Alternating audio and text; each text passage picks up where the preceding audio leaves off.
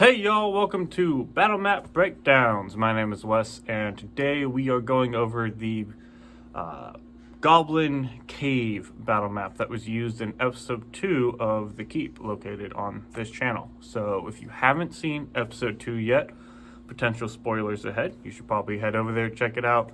But for now, we're going to delve into how I made the Goblin Cave. Okay, so we're going to get right into this here. This is the Goblin Cave that they encountered. Starting off, this is actually built on some half-inch black foam pieces that I actually had to double stack because, like I said in my previous video, Dwarven Forge is very heavy, and this entire encounter, as you can see I can barely get all on my phone here, is rather large. So we're just going to sort of start over here where the players entered and break it down and work our way forward. So over here on this very top, we have a couple different pieces of scatter terrain. This first one here, these are these carts that I had talked about in my last video. These are deep cuts. I figured that out. So this is the, they come primed. I threw some paint on here. This is the deep cuts cart. I like to use these. They're super simple, good scatter. Also I have on here, these are two pieces from Dwarven Forge. These are their water barrels that come from their Wicked City, I believe is where I got these. They work great. As you can tell, you can flip them over. I have mine labeled because we have lots of people with storing lots of stuff at this house. Flip them over, they make regular old barrels, or they have full of water. And then we also have over here some bar stools that I utilize. This is from Dwarven Forge's Tavern set. So threw that over there so we could have some furniture scatter. Like I said, I like to use a lot of Dwarven Forge on my stuff, so you're going to see a whole bunch of Dwarven Forge as we go forward. Breaking down this first part here, this is actually layered and tiered, this stacked. The pieces I mainly used for this encounter were the basic cave. I think there was some caverns core. There's caverns elevations. There's the advanced cavern builder. There's the caverns floor set. I think that was mainly, I used a lot of different pieces for this. As you can tell here, I guess we'll start with this piece. Go ahead and move this out the way. So this is the Dwarven Forge suspension bridge. It actually, each of these are magnetic, and there's different lengths you can have. I have the 2 section here. It can go up to 3, and then each length will come with their own length of rope that you can use. This is all magnetic. And then the suspension bridge itself is actually held together by their pair-pegged system. So 2 pegs actually hold this together, and you can make it various lengths. And then any of their pair-pegged items, you could add this to. It also has grippy pads on the bottom, so that way when you put it, it won't slide around. And it is durable. It actually does stand up on its own. The pair pegs worked very well. And so that's the Dwarven Forge suspension bridge that was used there. This also has, so Dwarven Forge makes these little pieces here. They are LEDs. They light up, give a little torch flare. They are generally, I believe their design purpose was to signify, here we'll grab Riker over here. This is to signify if one of your characters is holding a torch. That way you can sort of see, oh, this guy definitely, he has a torch as they're walking through. What I end up using them for a lot is just scatter terrain light. They work really great for lots of things. You can make a barred stage for them if you want, or in this case, I had them at either end of the suspension bridge and just represent torchlight on either end of the bridge. Going through here, we have your standard sort of cavern walls lining this top area. There's various types. You have your standard straight wall that was used. Some of the cavern pieces have these magnetic bits at the bottom that are used for anchoring. there are some, so finally, some of their older stuff that doesn't. So a lot of your dungeons will have your anchor magnets. Some of your cavern pieces won't. I think they're beginning to implement them more. I do like the anchor magnets, but either way, they work just fine. And then we have some fancy walls, such as this one with the water flow, the random water pools, or we have this one that sort of cuts in and breaks up a little bit of that straight line that you end up getting. Make it feel a little bit more natural. Some of our standard rounded caves, a couple of those up here as well, to represent the corners. And then the floors are a combination of your standard 2-inch by 2-inch floors with a couple of the cavern floor bits. These are 4-inch by 4-inch squares. They do not have anchor magnets. These are from their cavern floor expansion pack, I believe, is where I got these. There are 2 of them down here. And then as you can see underneath here, there's also, I used pieces from their Thor set throughout this build. As you can see here, this is actually elevated, and so I used the Cavern Elevation bits around some of the corners, and that's also where these stairs come from. These are the cavern stairways.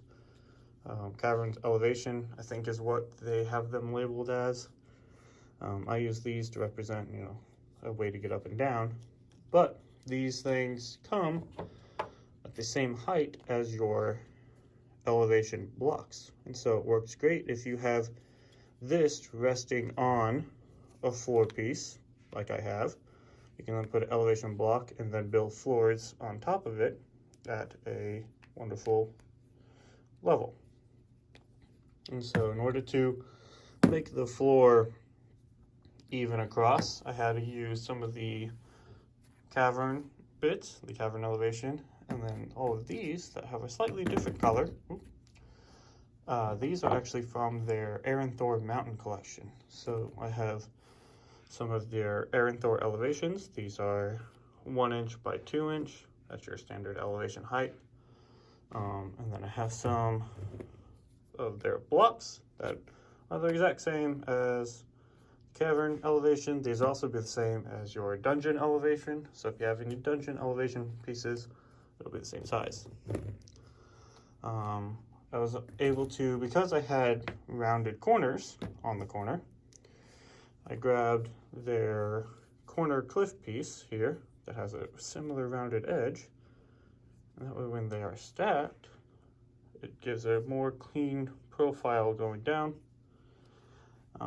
As you can see, I just sort of crammed and packed and put things in where I could that provided a decent amount of elevation, because even here where it's not solid or here was not solid, I was able to use these big pieces and they could be balanced so they could stay. Back over here, as we sort of continue to move on in, these are corner fills. Again, Dormforge Caverns corner fills. They work great for, instead of having that nice ugly corner there, slide that in. It sort of rounds that out and gives it a little bit better look.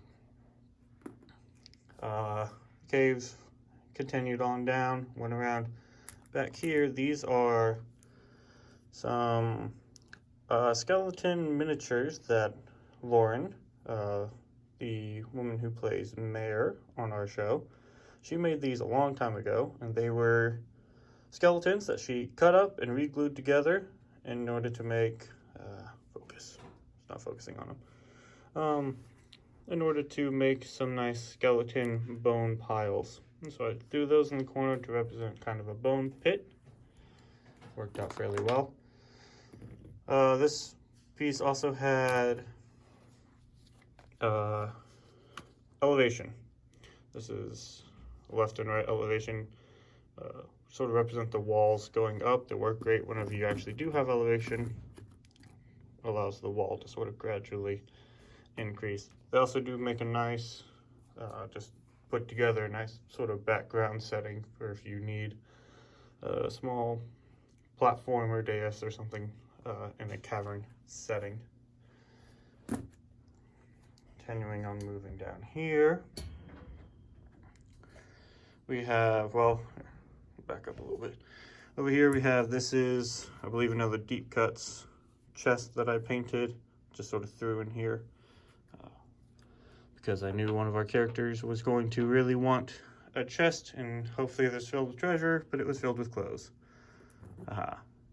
These are fun little corners opposed to the rounded corners. These are actually squared off, which is great for being able to stack them right next to each other without them bumping, or as you can see here, these are actually these same rounded corners, so you can put them in the middle of your build and you won't have any ugly blank spaces behind it.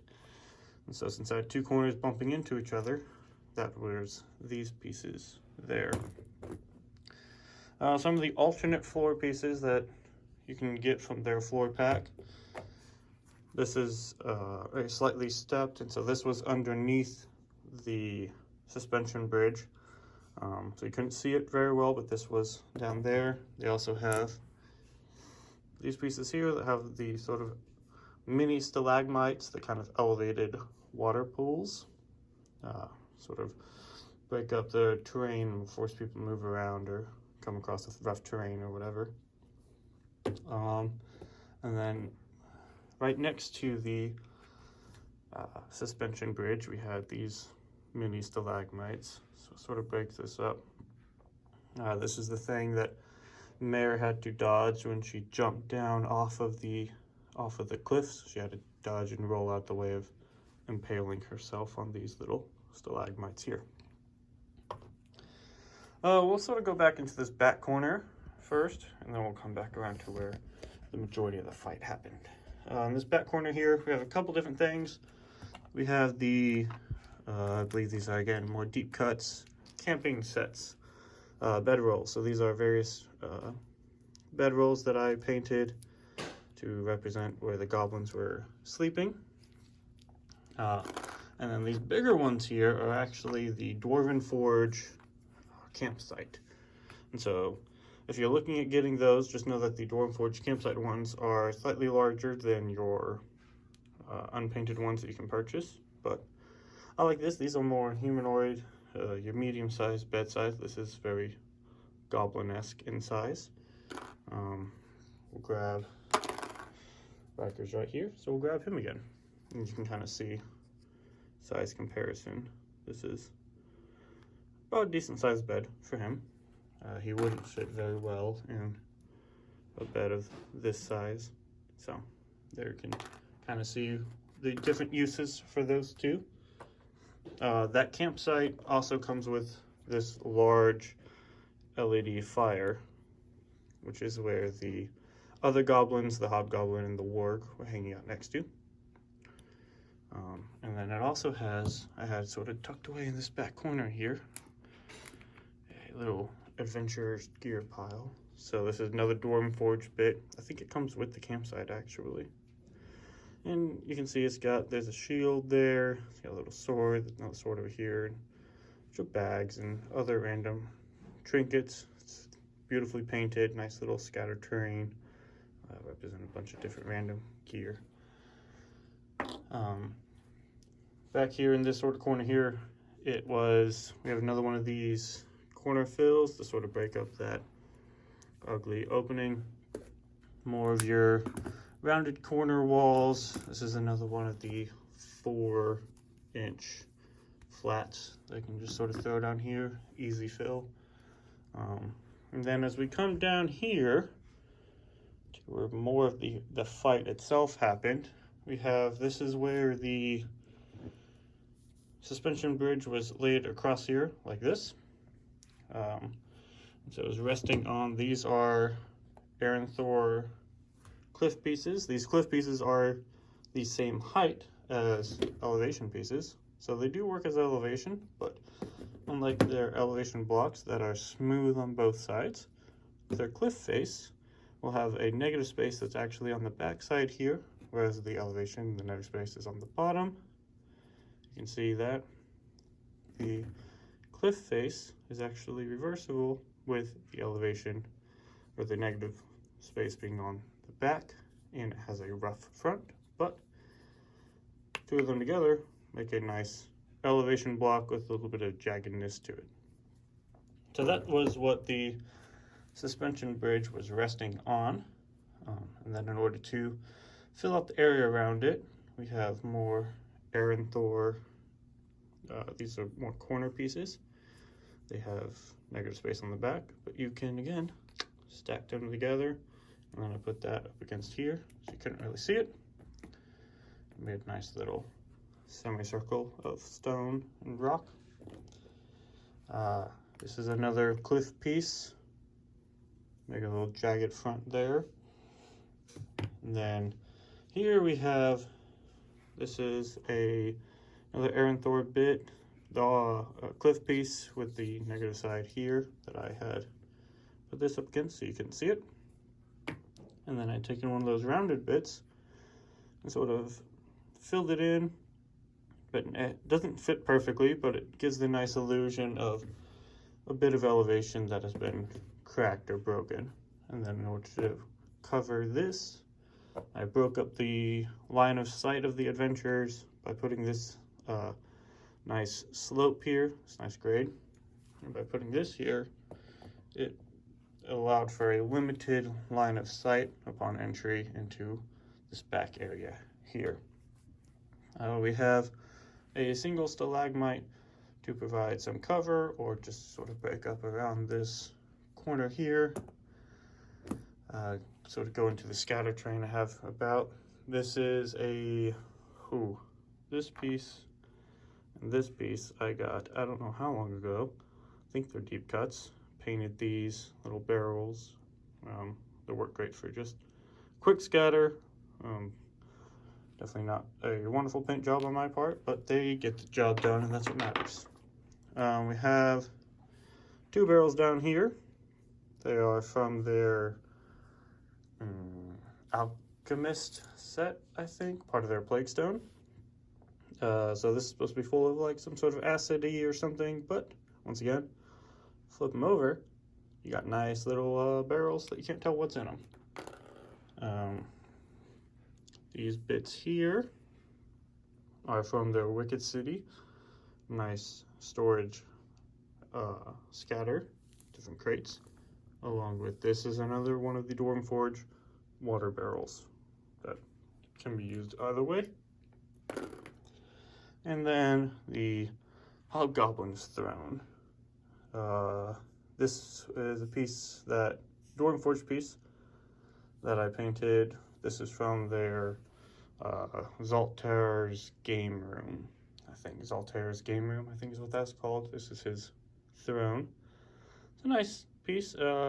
It's not terribly ornate, but I like that. It allows for multi-use if you need a little throne to throw in somewhere. So that was the Hobgoblin's throne that he was sitting on.